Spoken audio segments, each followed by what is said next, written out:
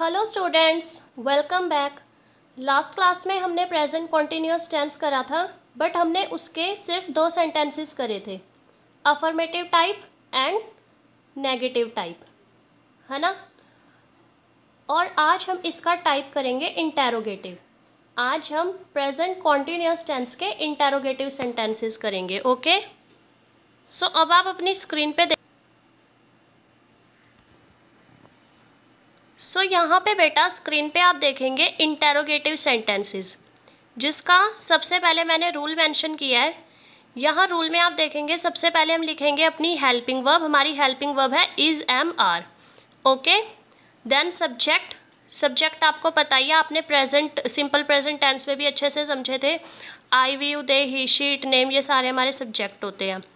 उसके बाद हम लगाएंगे वर्ब की फर्स्ट फॉर्म और उसके साथ ING, देन ऑब्जेक्ट और लास्ट में क्वेश्चन मार्क। ओके, ये रूल आपको लर्न करना है बेटा, तभी आप सेंटेंसेस अच्छे से बना पाएंगे। सो फर्स्ट यहाँ पे एग्जांपल आप देखेंगे सेंटेंस का, क्या तुम किताब पढ़ रहे हो। इंटेरोगेटिव सेंटेंस है, इसीलिए हम स्टार्टिंग में क्या लगा रहे हैं फॉर क्वेश्चन, क्या तुम किताब पढ़ रहे हो।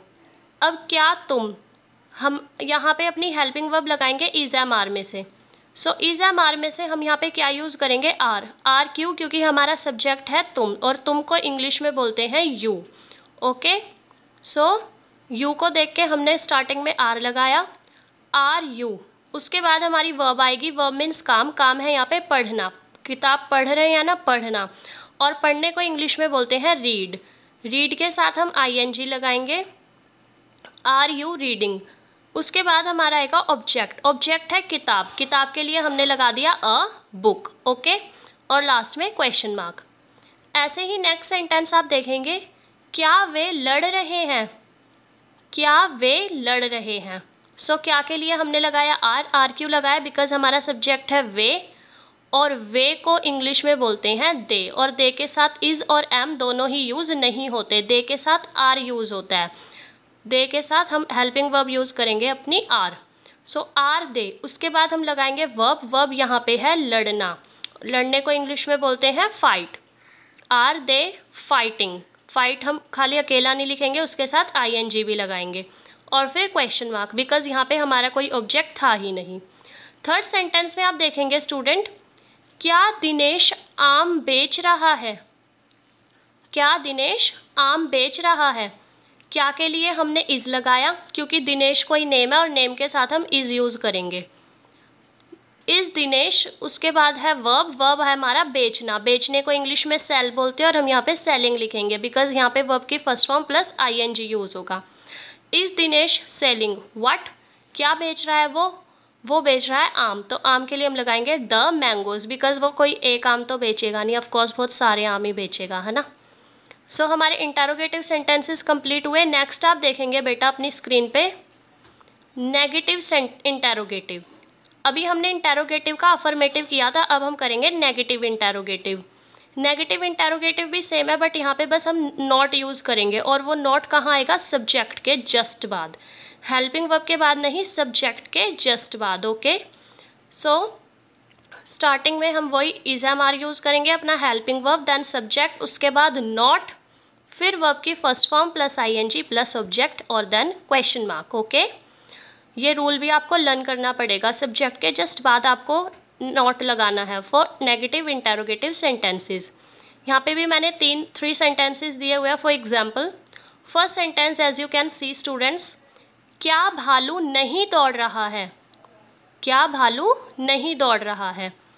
भालू एक है और किसी एनिमल का नेम है, इसलिए हम यहाँ पे क्या के लिए सबसे पहले इज़ यूज़ करेंगे, और वो सिंगुलर भी है। ओके, फिर हम अपना सब्जेक्ट लिखेंगे, सब्जेक्ट है भालू, भालू को इंग्लिश में बियर बोलते हैं, बियर। ओके, देन नॉट आएगा, क्योंकि यहाँ पे नेगेटिव सेंटेंस है, नहीं दौड़ रहा है, क्या भालू नहीं दौड़ रहा है, इज़ बियर नॉट।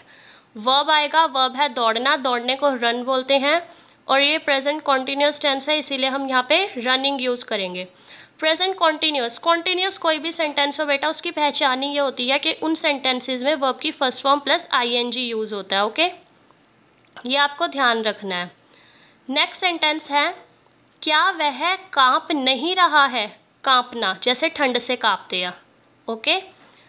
सो सबसे पहले क्या आया, और वह हमारा मेल है, लड़का, इसीलिए हम ही लगाएंगे, और ही के साथ हमारी हेल्पिंग वर्ब इज़ स्टार्टिंग में आ जाएगी एज अकॉर्डिंग टू रूल।